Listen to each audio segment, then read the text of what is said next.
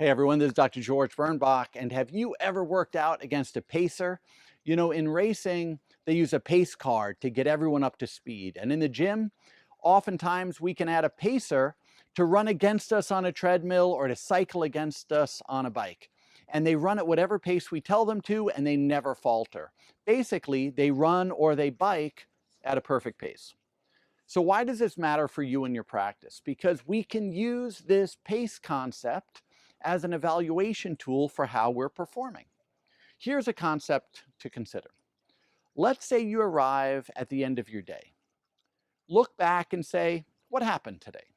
Maybe you had a few appointments, maybe you had a few conversations, your staff surely had things that they accomplished, and all of that together has given you a feeling for how today went. You may feel good or you may feel a bit concerned, but nevertheless, you're thinking about your performance. The problem is you don't always have a standard that you're measuring yourself against. So here's a simple question that I want you to ask yourself at the end of each day. If my team and I were perfect today, what would have been different?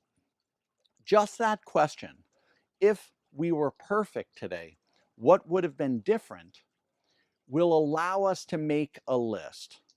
And maybe your conversations would have been a little bit different. Maybe your production would have been a little bit higher, your conversions or your education smoother.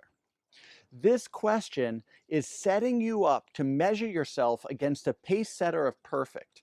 Now, the beauty of this is that it opens your perspective on bettering yourself and your team and your results, but you have to remember one key concept so this game does not drive you crazy. You will rarely, if ever, really be perfect.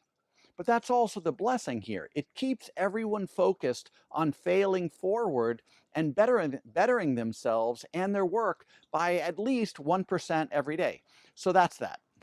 You have three things to do every day at the end of the day. First, check your day against what would have been a perfect day. Second, choose to turn the dial 1% in the right direction tomorrow. And third, remember to be grateful that you get to do what you do with some amazing people around you.